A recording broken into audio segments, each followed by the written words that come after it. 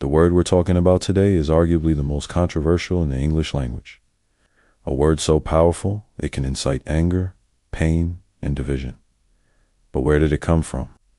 How did a simple descriptor evolve into a deeply offensive slur, and later, for some, a term of reclamation? The story begins, not with hate, but with geography. Its roots trace back to the Latin word niger, meaning black. As European explorers traveled, this term and its variations in Spanish and Portuguese were used to describe the people of West Africa. Initially, it was a neutral descriptor, similar to how we might use terms like European or Asian. However, the dawn of the transatlantic slave trade twisted its meaning. The word became inextricably linked to the system of chattel slavery, where human beings were treated as property. It was weaponized, used by slave owners and overseers to dehumanize and oppress enslaved Africans. It wasn't just a word.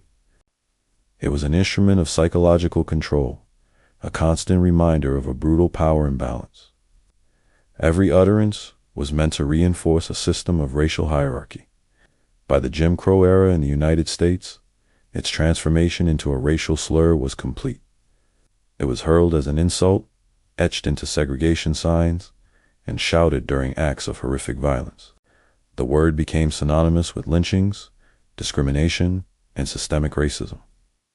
It was designed to make black people feel inferior, powerless, and unwelcome. In the 20th century, a fascinating and complex shift began. During the civil rights and Black Power movements, activists and artists started to confront the word head-on. Some chose to reject it completely, while others began a process of reclamation.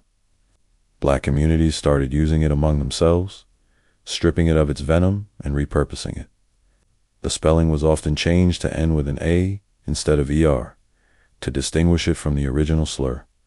This internal usage is a form of linguistic jujitsu, taking the power away from the oppressor and redefining the term on their own terms.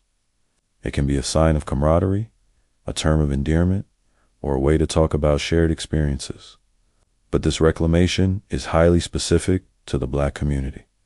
For those outside the community, its use is still seen as deeply offensive because it carries the weight of centuries of violence and oppression. The debate continues today. Is reclamation successful? Who gets to use it, and in what context? There are no easy answers. The history of this word is a painful, complex, and ongoing story. Understanding its journey is crucial to understanding the power of language and the enduring legacy of racism. Thank you for watching.